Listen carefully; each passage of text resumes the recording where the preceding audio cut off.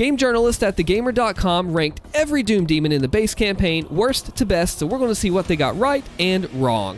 Number 17, the worst of them, Marauders. Ooh, now being that this actually came out a day after the game's release and we are over a year and a half in, we have a bit of a different insight on it here. They said that the Marauders can kiss their tiny butt. Well, here's the thing about that. When he first came out, he was absolutely universally, almost, hated. Mayo made a video about him, and boom, everything changed because it was a different perspective. This guy forces you to fight differently, and you can't just go PB Rocket all the way home with him unless, well, maybe you could. Actually, yeah, you could. But the whole fact is, he's different, he's tougher, he asks a lot of players, and the first day, man, he was a challenge to a lot of players. So yeah, I can see why they would have him on the last spot here. But if he's going to be the worst, they say do not like, what's next worst? Let's take a look. Oh, the Cyber Mancubus? Really? Let's see why. It's a souped up version of the Mancubus toxic waste, irritating deaths. And one blood punch destroys the armor? Okay, well I can see the goo being an issue, especially if it bugs out on you like it used to do. And he is very tanky. You do want to go in for that blood punch, but frag defaulter, heat blast, ice bomb, remote detonation, even though lock-on gang bros are the way to go. That's why I think he's tough, because he's tanky, he's very damaging, and if you don't take him down by his weaknesses, he's pretty tough to kill. So yeah, I can understand why this guy is one of the most hated on this entire list. Let's see who the next one is. No, now this I have to speak up on. The Hell Knight, Dread Knight, and the Baron, all three are on the ranking because they're all exactly the same. A big chungus that charges you down relentlessly. Sometimes they stomp and slash, but always die to a few dozen chain gun rounds. Kiting enemies gets a little old after a while. No, the Hell Knight is the introduction to it, the very beginning, who charges you. Dread Knight adds some little sharp blades in, some ching ching, and the Baron also has the chings on his arm, and the sharp blades are worse. So here's the problem there. They're not all the same. They are different. They all are weak to the chain gun. They do falter more easily to that, but there are so many more ways that we have now to kill them and their little shiny armor blades that they're not all the same, and I don't think that they're the worst, especially now that the Dread Knight pull damage has been fixed. So unfair classification here. I get the other two, Cybermank and Marauder, but these, they're not all the same. We have learned since then. Maybe they just didn't know at that time of day in. That's okay. But I will disagree with that one. 14, the Caco. Wow, look at that big old boy's face there. Woo, ugly. So why do they hate the Caco? It's a classic, annoying to fight. You know, they have attacking in pairs. Their jump attacks are deadly. Yeah, the weakness is the grenade in the open mouth. It can be hard. Okay, cooldown management. All of these things go into this. That's part of it. The charge ballista shot does work. They can be tricky if you're not situationally aware of what all is going on around you. I get that. But to say that they're hated, they're not like super advanced. They have their multi-shot thing going on, but at the same time, I just don't think we can put them like that deadly and annoying, right? Yeah, I don't know about that one. 13, Pain Elemental. Okay, I get it. On almost the same tier as Cacodemons. No, Pain Elementals are way higher priority than Cacodemon. Bonus points for not skipping arm day. Say take extra damage from ballista as they are flying, yes, but it's about using the right tool for the job. The lock-on burst, sometimes the lock-on rockets are eaten by the lost souls. Ballista works really well. You can do PB lock-on ballista, arbalest, Chrono Strike arbalest, especially in the Samur possessed Pain one. And all in all, yeah, I can see them being definitely a hated enemy for the website here. And they are a very high priority target, not on the same level as Cacodemons by any means, as, you know, we do know a lot more now than we did then, back when this was made. So yeah, definitely a rough enemy, but definitely a priority. Ooh, Prowler. You got to keep on the move. You have to keep on the move, or else the Prowler will wreck you wholly and completely, especially the cursed ones now that they're out. 1 teleporting is annoying, 10 teleporting demons is a fiasco, one of the few demons that practically require the ice bomb to pin down. They're fast, they're furious, and they're dinguses. Well, here's the thing. No, I mean, you can use lock-on, 1 ballista shot will stagger them. You can use your meat hook to work around them. You have to pay attention, listen with your ears, and find out where these prowlers are, and then that really helps you out. Don't sit in a corner. They will come to you, and I really think that we figured out ways to deal with these guys now, but if you're not careful, if you're playing added damage, like intensified damage runs like we do on Chat versus Streamer, super deadly, super deadly. By the way, subscribe to the channel. Check those streams out if you haven't already. And I just gotta say, I want to give a shout out to all the channel members for helping support the channel and keeping everything running. Click the join button if you want to be one too. Get cool posts and a little badge by your name. Pretty sweet stuff. Number 11, the Pinky. Ooh, let's check this guy out. Pinkies were worse in 2016 because nobody used air control, you didn't have your meat hook, you didn't have your dash. What do these guys say here? They're a series staple. Ranking them any lower than this would be sacrilege. Well, yeah, okay, there are fewer hallways and tight corridors. They're just a nuisance. Blood punch kills them. Just don't blood punch them from the front because then they'll wreck you completely. But I don't think they're that bad, but if they do get the jump on you, they can be rough. Mars Core Master level at the outside where all of them are, you got to be careful, for sure. Okay. I get it. Fodder. You gotta put them somewhere on the list. And they actually used a Doom 2016 picture for this one, interestingly enough. Here's a spot for all the ammo farm monsters. They're pinatas. They don't pose any real threat. Gargoyles. They don't pose any real threat, but they didn't say gargoyles. They might be the most fun demons to kill. So it's spot number 10 on the list. Not bad. They gotta be somewhere. Gargoyles are really rough. The others, the shield guys, man. They're killer too. So some fodder is definitely what you gotta watch out for. Maker drones are, well, they're technically classed heavies, I do believe, because 3 chainsaw. But alright, yeah, I would have included more info on the gargoyles and the shield guys. Archvile at number 9? Really? Really? You would think he would be more hated. Okay, let's see what they say. While they don't show up until the end of the game, Episode 3, Taurus the Bod, best level in the world ever. They're a huge threat that really spice it up. They'll turn full attention to the Archvile, yeah, as soon as they see the buff. Oh, no. A smart Slayer will turn their full attention to the Archvile as soon as they start seeing buffed enemies spawn. No, you do it before. You can break their summons like that.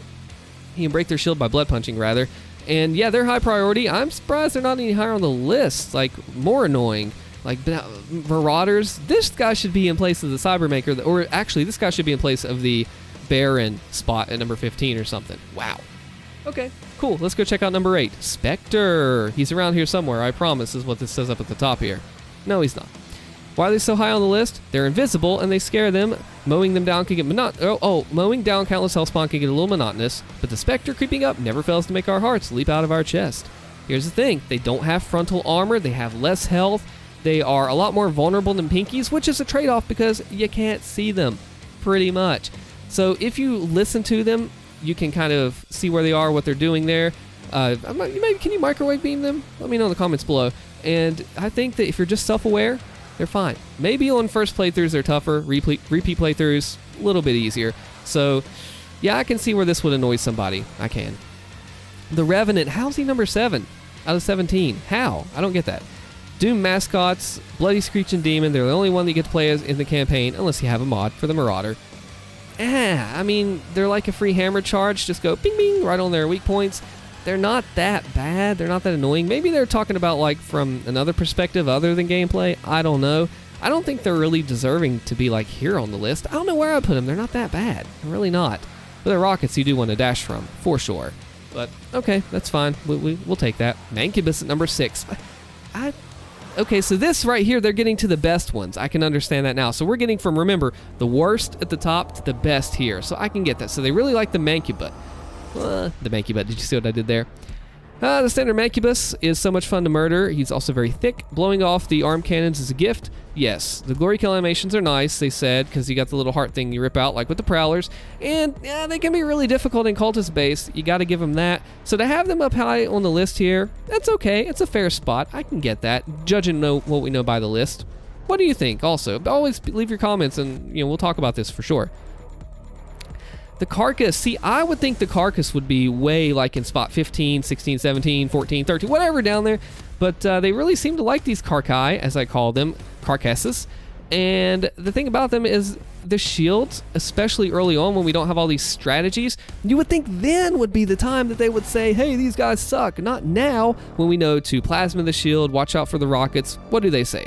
They're brand new and they're absolutely absurd. They waddle around on a robot spider legs, throwing up energy walls that explode when hit with the plasma rifle. They've earned this spot on the list simply because when they die, they do a goofy spin in the air and explode. It never gets old. Okay, they are novel. I believe they're actually one of Mayo's favorite enemies, and I get that. Okay, so they like them. Not so much for the gameplay, but for the what the heck are these guys element. Oh, we're getting into the final 4 now. Doom Hunter. Okay. Ooh, Necrovol too, nice. He deserves to be up here because he's a new enemy. He's a cool concept. Just think about like Slayer identified. He's a cool enemy to fight and be around, more or less. Here we go. They have one of the best intros in gaming history. They get built up for an entire mission as a mini-boss, the Build-A-Boss workshop. And at the end, you fight one and it's brutal. 2 stages and a shield requiring quick weapon switching and strategy. As soon as it finally dies, 2 more spawn. Get wrecked. These game journalists know what they're talking about when it comes to this Doom Hunter here. He is pretty cool. If you look, he's got the chainsaw arm, and he's got the little missiles, micro missiles on his legs here. So all in all, I think he's pretty cool, and he is deserving to be on a higher spot, especially like a new entry to the Doom Eternal series. Good idea, guys. Arachnotron coming in number 3. Ooh, the SGN reveal. Looks like they pasted him in as their editor. It never gets old sniping the gun off the heads of these big spider boys. Arachnotrons are some of the most perfectly designed Doom enemies ever. Their animations are fantastic, they're fun to glory kill, and they're threatening at long and close range, both. One would be hard-pressed to find a more interesting enemy than the Arachnotrons. They're also kind of like a run-of-the-mill heavy. It's interesting how they're a run-of-the-mill heavy, and for the first heavy we meet, actually, outside of the Flying Cacodemon in Heck on Earth. And yeah, they're a good introduction to the player. They're well-rounded. You know, you can put them in pretty much anywhere, and they'll do their job, and they will snipe you out. You got to pay attention to them, or you're going to get pegged from the side, even after all the balance changes over the time. So yeah, I can see how, from a general or a casual perspective, or even a serious perspective, that these guys get higher on the list. I don't know about number 3, but hey, I didn't make the list. All right, number 2, the Whiplash. Ooh, I remember this promo image from Arc Complex. See what they have to say.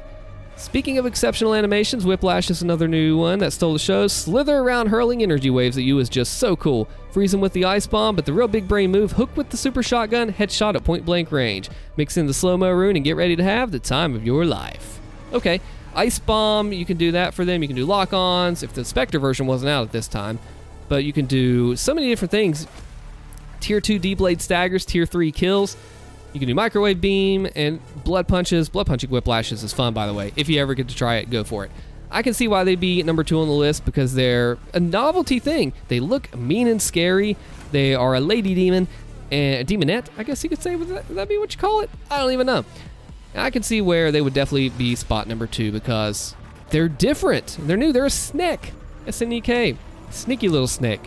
All right, what's number 1? What do we have left? The grand finale is the Tyrant. Of course. All right, let's check it out. Nothing in Doom Eternal compares to the thrill of taking down a big demon, and the Tyrant is the biggest of them all. At the end of the day, we're all here to spill the most demon blood we can, right? We estimate the Tyrants have upwards of 600 gallons of demon blood coursing through their disgusting veins. Saddle up, cowboy. It's time for the big show. All right, I get it. It's funny. It's ironic because from a gameplay perspective, they're not number 1. They have 10,000 HP, the most out of any enemy. Barons have 7. And they're just tanky and they're slow and they don't dash.